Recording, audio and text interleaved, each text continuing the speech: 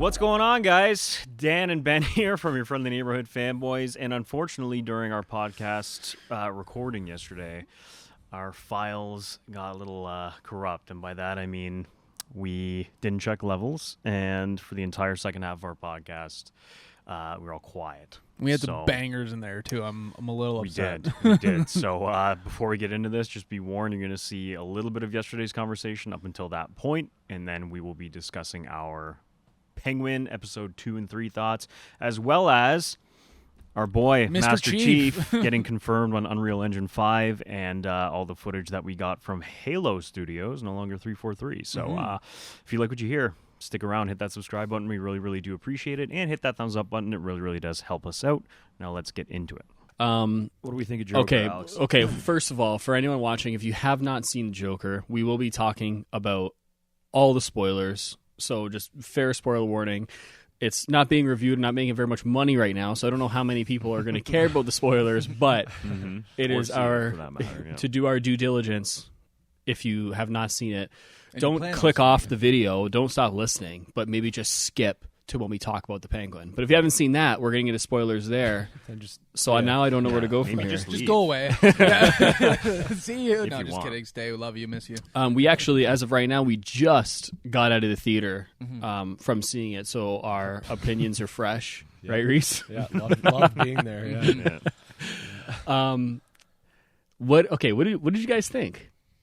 Maybe let's go around and do a little summary out of 10 and then explain why. Okay. Yeah? Just, okay, ooh, that's different. Organization, you know? Who's starting?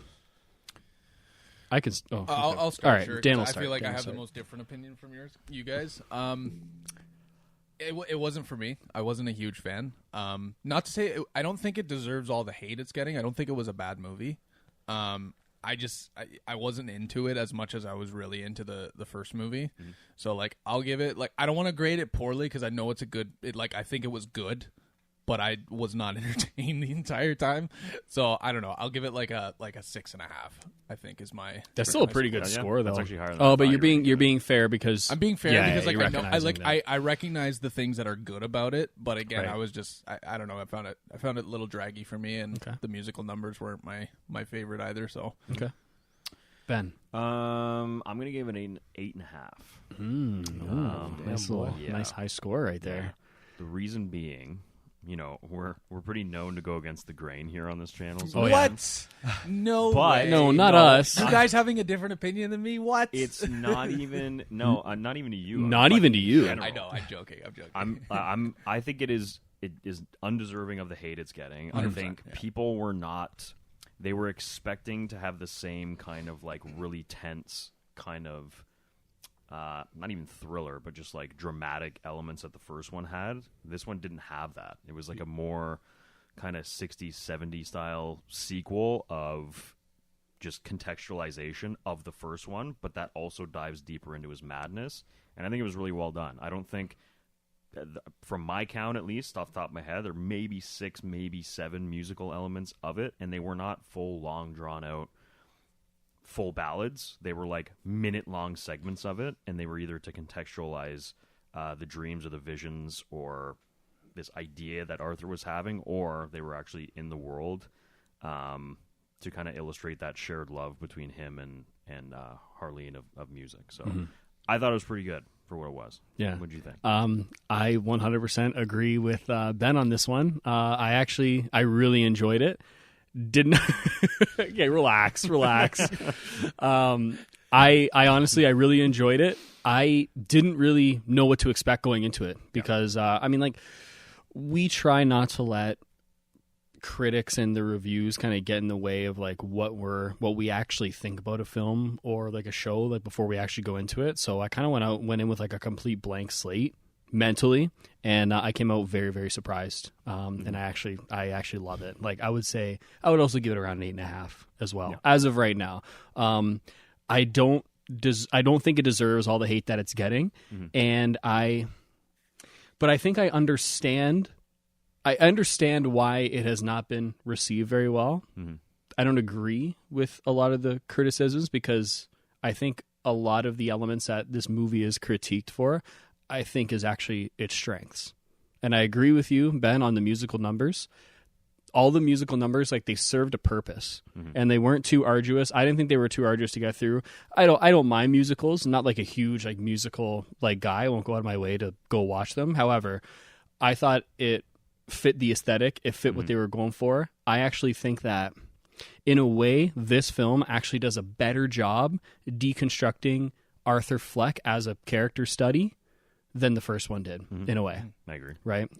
Through the internal elements of like the fantasies that are going on in his head between him and Harley, and also the external elements of the law, the judicial system, what they were trying to like pull on him, right? So we can get into like a little more like detail and kind of like really nitpick on it, but overall I think it was great. But I'm curious though, Dan, what didn't grab you? I found that like it was a little draggy at points, like near the end. Like I really found myself enjoying the movie near the end, like in the final stretch of the court scenes. Like I like from the court when he went to court on, I was into it a lot more. I just found tonally that like the musical numbers took me out. Like the second I found myself getting invested into a moment, and then the singing started, it took me out of like the tension. So for example, like the scene where he's talking to Harley on the phone, or he's leaving a message after, like in the courthouse scene. Like it's like a really like intense I missed moment. That part. Oh right, yeah, you were. Yeah. Well, anyways, the scene in the like he's talking to Harley on the phone. Like she just leaves the courtroom because he's like, "Oh, I'm not Joker. I'm just Arthur Fleck." And then I don't know. Like I was like, "Oh wow, okay." Like it's getting intense now. And then he starts singing to her over the phone, and I was just like, I was just getting into it. Like I don't know. Like you might disagree with me, but like there were just a lot of moments I found that it was right in the peak of my interest getting there. It was immediately taken away once the musical started. And I don't think it's not because the songs were bad. And that was the other thing I was thinking too. Like I don't think Joaquin did a bad job with the singing. Like I thought he was fine. Like I didn't hate any of the musical numbers, but again, it was just I was really trying to invest myself into the scenes emotionally, and then as soon as the songs happened, it completely took away from the tone. But again, I think that's because I personally enjoyed the style. Like I really loved how intense and uncomfortable the first movie was, and we get moments of that in this movie. But the second that tenseness started to happen, I immediately was just drawn out when the musical started. But again, that's just my personal opinion. I don't think it's a bad movie. I don't. It's just I couldn't emotionally get invested because of those. Well, it's interesting. Oh, sorry. Go ahead. No. What we were talking about on the way home in the car about kind of it being like a step forward artistically, and like him trying something new, and it being more of like an art house presentation of like what you would expect out of a sequel from the first movie, I think is what doesn't resonate with most people. Because like I had a way different takeaway from like the musical aspects of it. Like they made me feel more uncomfortable in the context of the scene. So like yes, you had those like tense moments where you're like, oh shit, like what the fuck, like what's gonna happen next kind of thing. And then like the music that came after was also like it made me feel more uncomfortable. Like it made me have this feeling of like, oh, like this is getting even more eerie because like all like their psychosis just like spilling out of them in like the form of the music. But like if you listen to the words of those songs too, you're like, let me give another something's going on here. Yeah, like, I think messed up. And at the end too, I love how he's like just deadpan stare. Like she starts singing, he's like, I don't want to sing anymore. Yeah, and you're like, yeah, the fantasy starts like wearing off. I also feel that a lot of sorry, I just want to get this thought off real quick. I also feel that all the musical numbers, they make sense plot-wise and contextually to what's going on with the characters. So when you're looking at, there are the solo numbers between Joker and not between. There are solo musical numbers that Joker has that he's just like solo. That Harley Quinn has that's just solo. But then there's all of the ones where they're like doing the duet performances. It's all kind of intertwined and just showing where I think, this is my interpretation. There's another thing I think is also throwing the movie off for a lot of people is it leaves a lot of things up to interpretation. And I think that's what is when you have a film like this and it's being shown to like a mass audience, going through like the Marvel and like lately like the DC just like kind of like factory like cookie made cutter, like cookie cutter shit. Information is always being fed to us, right, as an audience. And it's not like cinema now is like way different than what it was in the 70s and even like the mid 60s, which is what this is harkening back to. So I think part of the reason why people are getting bored or getting thrown off by it, or things are not making sense, is because there's a lot of things that are left to the audience to kind of like figure out, especially the ending, which I want to get into eventually. Would you argue that the first one was like that too, though, or the first one was pretty like straightforward? Well, the first one plants the idea, and I think this movie runs with the idea that it plants at the end, when it's just like when he's in the final scene of the first movie, when he's talking to the psychologist, and you then realize it's like, oh, did he imagine the whole thing? Like, is this real? And then like this whole movie, you're just constantly questioning whether or not the things are actually happening, or if it's if it's his imagination, which I love. And for those reasons, that's why I really want to like give the movie credit, because I'm not disagreeing with what you're saying. Like, I appreciate the movie because of the things that it's trying to do. Yeah. But again, I just couldn't. My last example of being pulled out of an intense, and again, the final spoiler warning, is the end of the movie when he dies, right? When he's getting shanked. Yeah. And then it cuts to, again, his hallucination from the musical number earlier with Harley when she kills him. Yes. And then he starts singing again as he's dying, and I'm like, and again, I understand why they're doing that, like, but like I couldn't help but chuckle, because it was just like, it was like, oh, like we finally got some. I wanted to get into the ending as well, because at that point, like, I was like, the ending challenged me as like, you know, an audience member, because I had an expectation of where I thought the plot was going to wrap up, and the ending in like a sequence of a couple of scenes completely dismantled all of my presumptions on where the plot was going to go. Presumptions, honestly, I love. My presumptions? Tell them your idea. So yeah, we were talking about this a little bit on the way home. So, okay, again, spoiler alert for the ending, but the buddy goes and tells him a joke, right? Which I thought at first, I was like, oh, they're kind of doing like a Victor Zsasz kind of thing. But then he's like carving his face as like the Joker. So that's one thing. But he tells him a joke. He stabs him. Okay, so no, sorry. Let me backtrack slightly. Harley leaves him on the stairs because he gave up the idea of Joker, I thought she was going to blast him then. I thought she was going to shoot him on the stairs.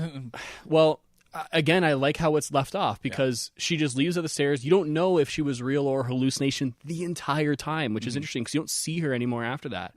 But basically, like, it could have been a figment of an imagination of himself, where it's like the idea of the Joker, he's like trying to give himself a purpose of like, oh, if I'm the Joker, there's someone there for me, right? So anyways, she leaves off the steps, goes back to regular prison life. You're like, okay, what's going on with this, right? Did he actually get out? Like, what was happening? And then he sees the guy in the hallway tell him a joke. You get what you deserve. And then again, one side note as well before I finish my point, Snyder's influence truly runs through everything. If you guys remember the extended cut of Batman vs Superman, when when CT Fletcher, I don't know if you guys remember, the audience, when CT Fletcher stabs the guy in the same spot, the guy that Batman catches. Again, Snyder's influence runs through everything. Todd Phillips, I see what you did there, and I respect it. I love it.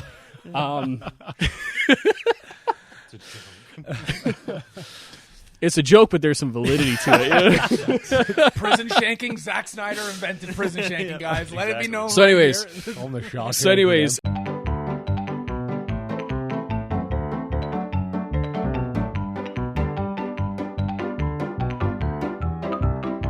and it's just us now. Transition into the next day.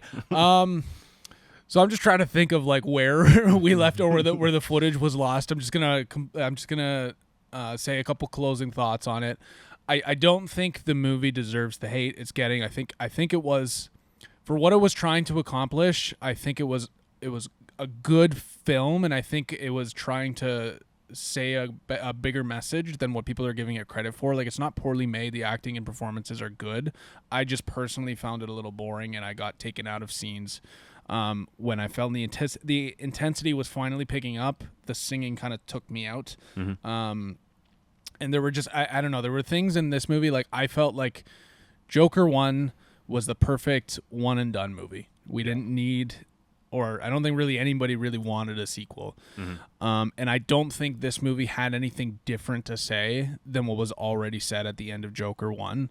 I kind of felt that it was just, the story of Arthur Fleck was fleshed out in Joker 1, and Joker 2 didn't really, all it did was give us more context to what his past was like through like the courthouse scenes and through like the deconstruction of Arthur Fleck, which I don't think we needed more of, honestly. I think the first movie did a great job wrapping up his whole story. It left on a really good cliffhanger saying, hey, did this really happen or not? And the whole concept of this movie is it's just taking that ending seed that the movie planted in Joker 1 of like, was this real or not? And then it just ran with that the entire time because you just don't know if it's real, which is cool. And I think it's a nice idea. But again, the movie to me didn't have anything new to say. And that's why I was just there like, okay, fine, I guess. Yeah, that's fair. I mean, now that I've had the day to think on it more, I think I'm not sure if this was in the first part of what we talked about yesterday or not, but I'm kind of in the middle of like you and Alex on that, because like on the one hand, I totally get like where people could see or you could see that they were kind of taking that idea of like what is real and what is not and running with it. But at the same time, like at least from my perspective, I thought they kind of like, they told you right away what was fake and then carried on. Like, for example, like when that first little musical bout where he dances around the and then it just cuts to him TV staring room, at the TV. and it cuts to him staring at the TV. So like in my mind, I was like, okay, there's the indicator. So like now I know not to trust any of these like, dancing or musical scenes because like I know they're not real already. So like that allure of being like, oh, like what's real and what's not, like just wasn't in my head. And I think that's why I took a different approach to like the movie. And like I said yesterday, like I just think the music really added to like the eeriness of it all, and like I can totally get how that would take some people out. I was even talking to a few people like today who have seen the movie about it, and they were like, yeah, the music really took me out and stuff. And like I totally get why you could have that perspective, but for me at least, it just kind of added to the weirdness of it, and I kind of liked it. But I think for people who were expecting Joker 1 style, aesthetic, and like aesthetically it matched. Well, sorry, not aesthetically, but like the in terms of like tonally. tone and like the tension building that the first one did. I think that's why a lot of people are very disappointed in calling it like one of the worst comic book movies ever made, or like one of the worst I don't think it movies of the deserves year. that. Like I don't think that it deserves that at all. I just think it's a very like out of pocket, like art house, like A24 spin on like a character study that mass audiences are not ready for, especially those audiences coming from the first movie expecting to see that again. But again, I still stand tall, and I like to argue that is like I don't think this had anything different to say about Arthur Fleck as a character study, right? So like that's why like and again, I don't want to say the movie is bad on the merit that it's like it's a musical, because I don't think like the musical numbers are bad, but it like again, I knew this was going to be a musical. I wasn't expecting Joker 1. I knew this was going to be a completely different movie, but on its own merit, it just to me didn't fulfill what the shoes that the first movie left, right? And again, like I'll give the example of like being pulled out. Like I can forgive the musical numbers being whimsical and whatever, like that's great, and I'm all down for it. It's showing about how like the psychosis unfolding of Joker, but the last scene, spoiler warning, of course, very end of the movie, very tense. Like finally the intensity is picking up, and I know it's not supposed to be a super intense movie, but getting shanked and stabbed at the end in the jail cell. And it's like, holy shit, it's a very tense, eerie moment. And then it cuts to him singing again. And I'm like, can we let it sit for like 3 seconds, please? Like it was like, to me, it was like the same feeling of like something dark happening in Marvel and then a quip happening, right? It was like kind of that same kind of like bitter taste. Which is fair. And again, I don't want to bash the movie for the musical bits. Like it's not because it's a musical I don't like the movie. I just don't feel that it, again, I said like 4 times, I don't think it added anything to the first movie's mythos, right? Yeah, that's fair. Yeah, I mean, I don't think there's really much else that I have to say on it, but let us know what you thought of the movie in the comments down below. We'd love to hear your thoughts. This is a very polarizing movie, as, all that era of DC is. This, even though they're calling it like the first movie under the new DC Studios banner, it's like, yes, it's being released through that banner, but it's not part of this new regime. Like, it's still old regime, so like it's part of that class still. Like, we don't actually start the new stuff until Creature Commandos and Superman and the new season of Peacemaker. So get that out of your heads. Let's just hope that this new stuff going forward is great. It seems like Gunn is very active on telling people on threads and whatever else he has that he looks at quality of writing and scripts first before he ever greenlights anything or goes ahead with it. And he never uses scripts that people bring to him. They only bring stories to people or writers that they trust to then flush out their stories. I actually just read that today on Threads. So that's hopeful news. But speaking of hopeful news for DC, this is also technically part of old regime, but now released under the new studio banner. But Penguin is phenomenal. Yeah, it's honestly it's great. Yeah, it's fantastic. Episode 2, I know we didn't cover in depth, but basically I love the way just every thread of episode 2 kind of wove itself together, and it left me on like the edge of my seat the whole time, being like, wow, like, Penguin sets up a few things, and then he gets put 2 steps back, and then he kind of like gets lucky, and then his plan kind of comes to fruition still at the end, and it's very intricate in how it's woven.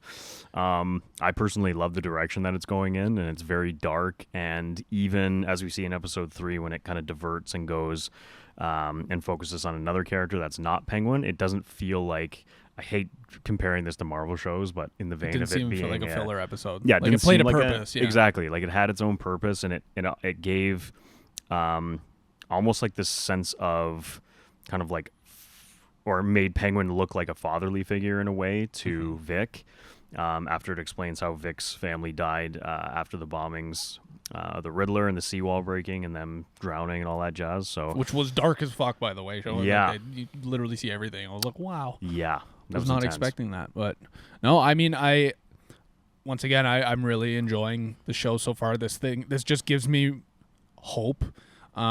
Not hope, because like I loved the first Batman, but this makes me more excited for the Batman Part 2, because Matt Reeves, you can tell there's a vision and a purpose behind everything he's doing, right? It doesn't just feel like filler, like, okay, let's just put it out because like every episode has its own arc, but also is fulfilling an overarching arc that we're finding out each episode. Like it does, like at no point can I say I know what's going to happen.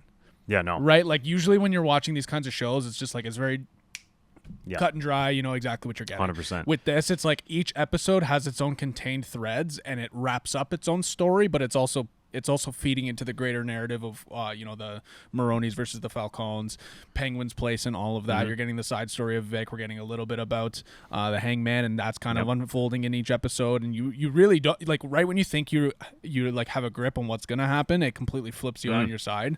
And I think this is the part of the charm of the Penguin, like as a character. First of all, credit where credit is due. I'm blanking because I'm exhausted. What's the actor's name? I'm sorry. Colin Farrell. Sorry, I love Colin Farrell. I think he's he's literally delivering some phenomenal dialogue. Some of the speeches in episode 3 that he was giving to Vic, I was just like the motivational speeches. I was just like, literally. What? I would never expect this from Penguin, right? And like part of his charm is that he's so confident in who he is, but you can see the emotional side of him. But like he's charming, he's smart, but he's also it's like luck. It's like 70% smartness, 30% luck, right? And watching all of that unfold, it's just really entertaining. It's great TV. And I find it so interesting how it can hold tension through every scene. Like even a relaxing scene, like in episode 3 where Vic's hanging out at Penguin's like apartment in Safe House, and like I think even we like said it to each other when we were watching it. We're like, oh, like the girlfriend's dead for sure. But like because you just expect that, but then it kind of subverts your expectations, and then she doesn't, and then it still leaves you on the edge of your seat because you're like, uh-oh, like what's he gonna do? Is he actually gonna go after her? Is Penguin gonna kill him? Like what's actually gonna happen here? And then you almost find yourself like really, really siding and liking the Penguin, or siding with and liking the Penguin, because he starts becoming this father figure to Vic, and you realize that he is just from just a broken upbringing, and like his mother is, twisted and kind of pushes him to do these dark things, and he comes from a place of loss, just like Vic does with losing his 2 brothers and becoming disfigured. And I don't think we actually get an explanation of why he's disfigured. I'm sure we will. Yeah, we probably will. Honestly, though, it'd be kind of cool if they don't address it. It's just like, there it is, and then that's just that, yeah, right? it was just because I feel like we're so used to the audiences now. As audiences, we're just getting spoon fed all the information about these characters, but just kind of leave it ambiguous, like let the imagination run wild. I agree.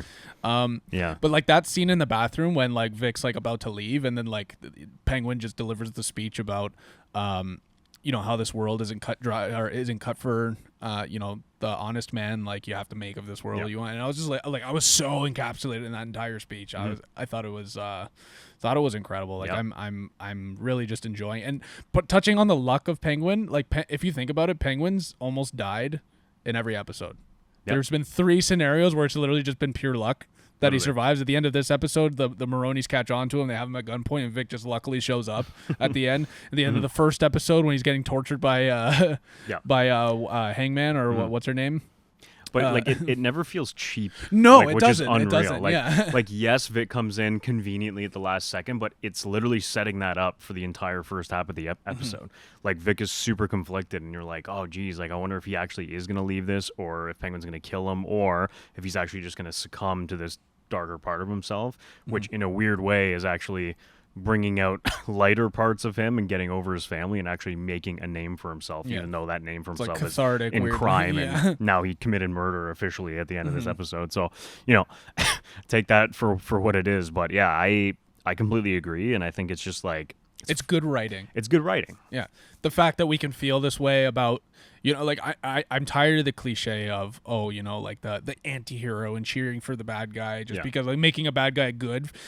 Like there's nothing about Penguin that's making him like a good guy. No, like his morals are clearly like he's a morally skewed they're man. Twisted, yeah. But with intentions, like the way he delivers and convinces you of the way that like his thinking is like, hey, this is what we have to do to survive. If you make the world of it, you make the world what you want it to be, right? Yep. I just think it's really good writing. This is a perfect example of how you can tell a story about a villain without making him like an anti-hero, like that the tagline of the Venom movies, for example, like it's just like he's a bad guy but he's a good, or like or Black Adam, it's like anyways, like the whole I'm not a hero. Okay, thanks, man. Okay. Okay. Yeah, phenomenal. If you haven't checked it out yet, why are you here? But also check it out for sure. Let us know your comments on episode 2 and 3 of The Penguin. We're going to cover episode 4 next week, probably same time, so Monday or Tuesday. So that'll be a day after the release of the episode. But now, a benefit to screwing up yesterday with our audio is we get to talk about this guy right Mr. here. Chief. Mr. Chief himself. So it's been a long-running rumor that Halo has been moving to Unreal Engine. That's kind of the way a lot of the game industry is going now, just because it's such a robust, tried and true game engine. Like it's been around for ages. Epic Games has really, really fostered it to a point of even using it for like volume screens on movie sets, which is like super cool. Including the Batman. Including the Batman, yeah. And just fidelity wise, like you can get like some of the best kind of industry leading visuals with it. So I think it's a step definitely in the right direction, because if you go watch this new video that Halo, not Halo Industries, I was about to say Halo Industries. Studios. Halo Studios has released. They've dumped the 343 Industries. Honestly, a good move in my opinion, because they want to distance themselves from all that. It's been stinker after stinker. With Yeah, them, so. they want to really distance themselves, and it is unfortunate that a lot of 343 staff lost their jobs. I think that was last year, or maybe even longer at this point. But at the same time, they have really new creative staff, and they're almost running it like an indie house in a way, like at least from the video standpoint, what they were talking about in their blog post and the vid doc that they released. And they're hiring. they're hiring writers. Yeah, you want to go apply? No, honestly, yeah, we might have to. I'll move to Seattle tomorrow. So yeah, a few things out of that. They said, they're not announcing a game yet, but there are multiple projects in the works. And then they showed off footage from the Foundry, which is kind of like a proof of concept / kind of testing ground for the studio to see like what visuals they could, get out of something like Halo by bringing in all classic assets and stuff. So they showed off Chief's Mark V from Halo 1, which looked incredible. Yeah, like the up close inserts. I was just like, this is a good move. Like you can just tell it's like, okay, 100%. It's going to be the best looking Halo probably. 1,000,000%. And I think even someone in that vid doc says like, Halo, the first Halo in a way was a tech demo for the original Xbox to push its limits. And that's always something that Halo has kind of been, but not recently. So they're like, we want to not only step into that kind of world again of being like top tier graphical fidelity and all that jazz, but we also want to deliver the best playable experience possible and best compelling stories.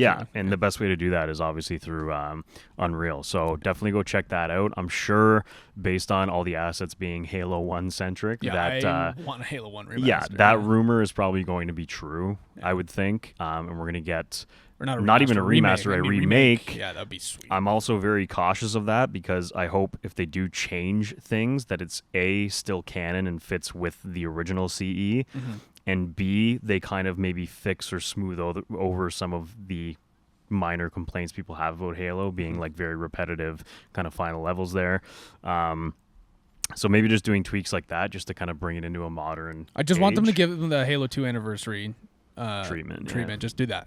Literally. That'd be awesome. It would be cool if they do 1, 2, and 3 remakes, and then they kind of use that as a stepping stone to then be like, okay, now we're going to continue the story, or at least give us one and then give us the new continuation, even if they even do a continuation of Infinite. I was going to say, I wonder if they're going to kibosh Infinite. They might do a time jump too, just to kind of like get a little further away from like Zeta Halo and all that was going on. Maybe we might see elements of kind of the cliffhanger that we were left on in Infinite, but I think it might be like a Halo 5 to Infinite type jump of like, okay, we're gonna kind of like soft reboot while slightly continue the story. They might do that again in this new realm, which I'm okay with. I did like the story of Infinite. I know a lot of people kind of brush by it because of the open world stuff and not having anything to do after the campaign, but I did like the actual story of that.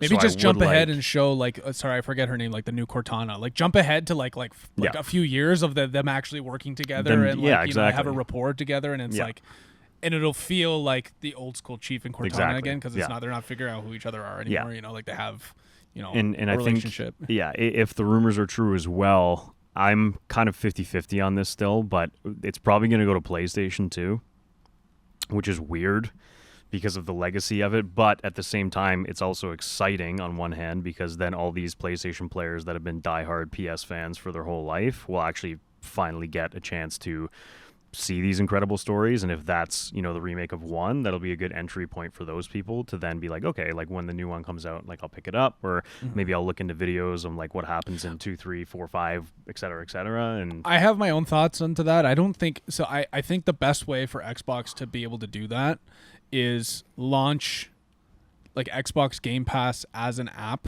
on other consoles. On console, so you can't physically buy a PS5 box with Halo on it, right? If you want access to the Xbox library, you have to pay. Maybe they upcharge even more for being on another console. Like maybe it's $30 a month, and you can play whatever's on Game Pass, and that would be the best because it's still branded Xbox. I can't see a world where there's a blue box with Master Chief on the front. I can't see a world where they do I don't know, maybe. I think it'll be Game Pass. Like they'll find a way to integrate like an Xbox store on PlayStation, and that's the only way you can play it. Like maybe. It's like a streaming I'd be service. curious if they can even do that with like logistical things and like licensing and like all that kind of jazz, but yeah, it's exciting nonetheless. I am happy that we're getting more Halo in general because obviously I love it.